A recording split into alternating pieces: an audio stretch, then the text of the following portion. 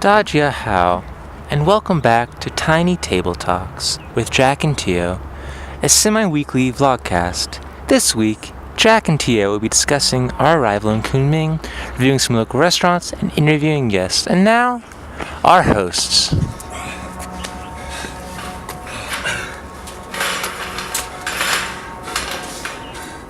Welcome back to Tiny Table Talks with Jack and Tio. Or as I like to say, TTTWJ&T. Tio, what are we talking about right now? We're going to start it off with the summary of our week. Alright, here we go. Last Wednesday, we got to Kunming. We took a long bus ride. It was definitely long, but a lot of fun. We had some good music playing, some good vibes in general. We drove past some kind of dinosaur place. Lots of pictures of dinosaurs. Yeah, it was great. Then we met our host family, which was a blast. Dragon just moved into a new program house in Kunming, so we got to go unpack, we get to decorate the house how we want, and we got to meet our host families there. Next, after that, on Thursday, we started classes. Everybody was pretty excited to expand their Chinese vocabulary, but probably not thrilled about classes, right, Tio? Not particularly, but that's alright. That's the way the news goes. Alright, weekend, what do you got? This weekend, everyone stayed at home with their host families and did with them what they would normally do on the weekend. I personally hung out with my little brother and his cousin and drove them around to different classes they were taking over the weekend. Nice. I went to, my highlight of the weekend was I went to this wedding dinner party. It was about, I'd say like 200 Chinese people in this big room at all these big tables, and I was the only white boy, the only non-Chinese person. So I walked in and everybody looked at me. That was a great time. That was a good time. Typical. On Monday, we walked to Green Lake, which is near our program house. Very pretty. There's a lot of activity. A lot of people go there to hang out and spend time with friends and play music. There are people writing with water in calligraphy on the pavement. Super cool. Good one. And on Tuesday, after classes, we started our ISP research. Tio, what's an ISP? An ISP, thank you for asking, is an independent study project in which each of us has picked a subject that they're interested in and would like to learn more about while we're in Kunming. I'm going to do a photography project on people in Kunming and specifically tattoos. And I'm learning a little bit about this initiative called Wenming Kunming, which is part of a government program to make Kunming a more civilized city. Whatever that means, I haven't really figured it out yet, but I'm going to. Today, Wednesday, we are at the Yunnan Museum, which is really pretty, lots of art. We just walked through an exhibit about the history of humankind in China, which was pretty cool. Mr. Narrator Man, can we get a pan to the museum? Oh, there we go, there we go. Oh, yeah. That's it right there. Very big, impressive. Oh, there goes the mic. Impressive red building. All right, that's enough, narrator guy. Thanks, All right, narrator. thanks, narrator guy.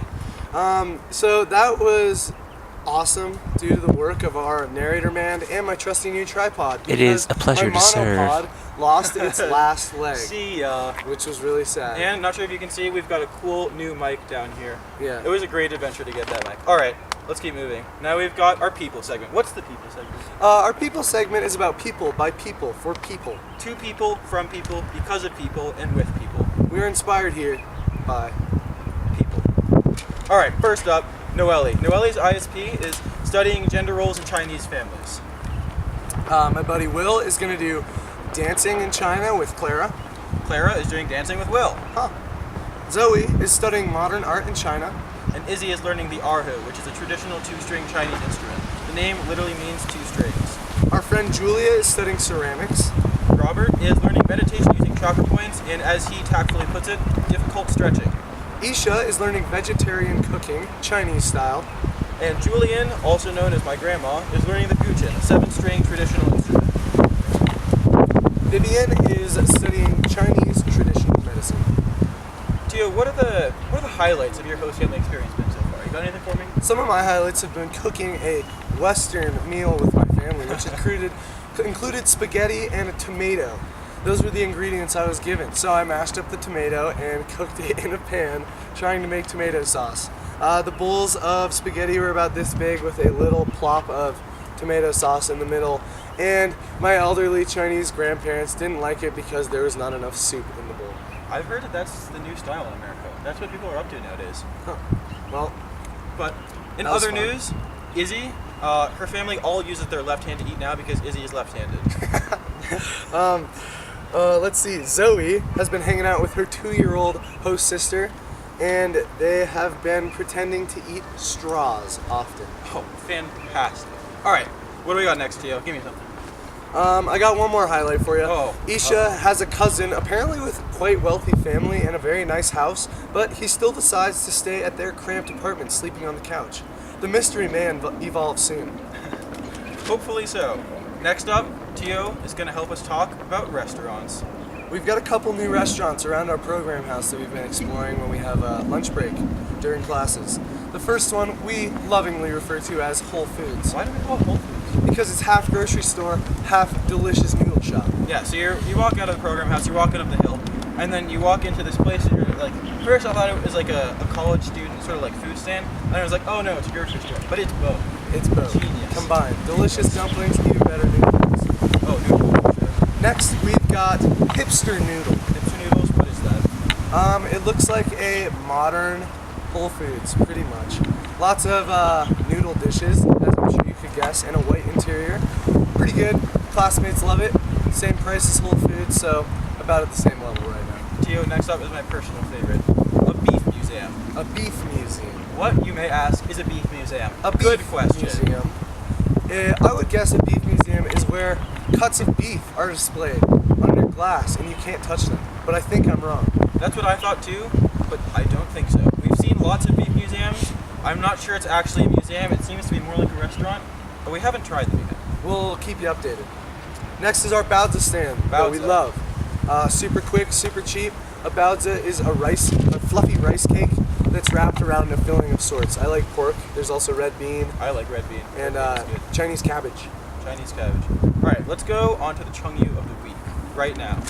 Are you ready for this one, Tio? This one, as I like to say, is a real geezer. Oh, All right, this week we've got 此地无银三百两, which means in English, no 300 taels of silver buried here. What is a tael? a tael is an old method of measuring silver, traditionally used in China. It's about 50 grams. So the story is we've got this guy, Zhang San, who lives in China. Bit by bit, he collects 300 taels of silver. He thinks he's a genius. He really is not a genius. But this genius Zhang San is thinking, how am I going to keep this silver safe? So what he does, after discarding the ideas of a safe or keeping it in his pockets, he waits until night, digs a hole, puts the silver in the hole, and goes back to sleep. But a few hours later, he wakes up and he's like, oh my gosh, what if somebody heard me dig the hole? So, genius, he makes a sign telling people that there's no silver and puts it above the hole. That way everybody knows there's no silver. Yeah, Genius. it just says that there's no silver. But his neighbor Wang R, who's not an absolute moron, comes by and takes the silver because he's not an absolute moron.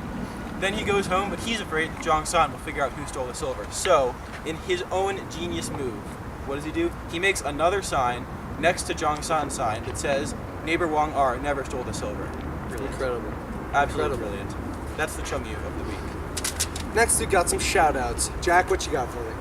I'd like to give a shout out to two of my brothers, even though I only have one real brother. Huh. My real brother celebrated his birthday yesterday on the 6th. Happy birthday, Owen.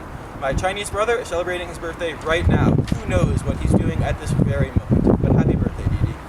I got some shout-outs to Bingus, 970 Cove Crew, and Arapahoe Basin. I'm loving my time in China, but I'd always love to be taking some turns on my home mountain. Thanks, Bingus. Next, we've got a very special guest with us today. We'd like to invite Mr. Will to tell us about some stuff. Come on, take a seat. Come Mr. on Will. in, Will. This is our classmate, Will.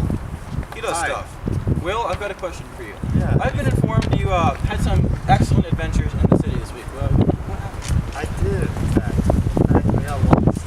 Oh, perfect. How? Yeah. How? Well, I was trying to get where I was going, and I didn't know where I was supposed to go. Oh, no, I hate when that happens. That's the worst problem. That was the whole thing. Yeah, it's easy to get lost when that happens. All right, thanks for that update. Tia, what do you got? All right, on a more serious note, Will, we'd like to ask you about what you believe meditation is. Oh, my favorite subject. I'm very qualified to answer this. I consider myself a guru in meditation of sorts. Interesting. See, the thing about meditation, it's not something you need to get a master's degree, anything like that. Meditation, you know it, and when you know it, you know it. and I know it. So let me just tell you what it is. Tell me, Well, please. I'll tell you. Just wait. Tell me all about it, Will. I'll tell you, and the reason I'm taking so long to tell you is actually to show you that you're supposed to wait when you meditate. It's all about waiting. It all makes sense. So when you ask what is meditation, first look deep inside yourself and think, what's meditation? And then realize you're asking completely the wrong question. A blinding flash of inspiration from our classmate. Wow, I feel enlightened. Will, thank you for your time. We enjoyed having you on the show today, Will. Anytime, anywhere, anything, ever. Go enjoy your meditation. All right, what's the next segment? It's a new one. Tell me all about it. All right, we got Kristen's Krazy, Kranium, Krackers, Here thanks we to our go. wonderful producer and instructor, Kristen, who has written us a prompt list of things that she believes would be interesting for us to discuss on our show. We're very excited to introduce our first topic. This week, we're talking about when the car goes out of fuel, you have to get bad gas. You have to go to the police station. You have to get a permit from them, and then you can get bad gas. So, look at what I'm through in the middle of a highway.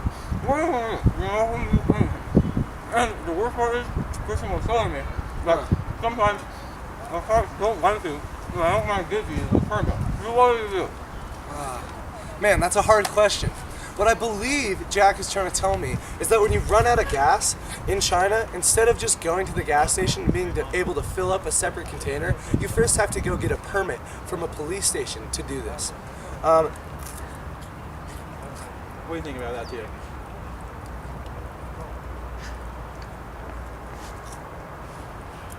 Brilliant. Me too. Now for our last segment of the show. Tio's question of the week. Woo! This week we have a special guest with us. Come on in, Zoe. Zoe. This is international sandwich expert, Zoe. Widely renowned. Widely. Zoe? So What'd you my say? question was, what constitutes as a sandwich? Is it more form or is it more content? And my add-on is a hot dog a sandwich. Can you give me a definitive answer? First of all, yes, a hot dog is most definitely a sandwich. Aha, And a sandwich is God. not the form or the content, it's the essence. the essence. Yes, a lot of things Beautiful. can be sandwiches that not a lot of people realize. They're afraid of the truth. They're afraid of the truth. What about an ice cream sandwich? Sandwich, yes or no? Sandwich. Sandwich. And Zoe- viewers... okay, mister. Zoe, what do you believe the hardest thing for people to wrap their heads around being a sandwich is in today's society? Sadly enough, it is the sourdough bread bowl. The Like sourdough bread bowl. Exactly what I was going Like for. a clam chowder. Genius. But it's between two pieces of bread and you can bite into it just like a sandwich. Clam Yes, chowder is a sandwich. In a bread bowl, it's a sandwich. Yeah. What about a can of soda, Zoe? Oh, that is most definitely a sandwich. Well, Most okay, slow definitely. down. How is a can of soda a sandwich? Riddle me that. Only that. Content. And then something encasing it. Oh Sandwich. my god. It is the essence of a Holy sandwich. guacamole. Zoe, thank you so much for being on our show today. We You're appreciate your wonderful. It's a expertise. pleasure being here. Well, Have that's fun. all we've got for this week on Tiny Table Talks with Jack and Tio. Thank you. Thank you. We'll see you sometime.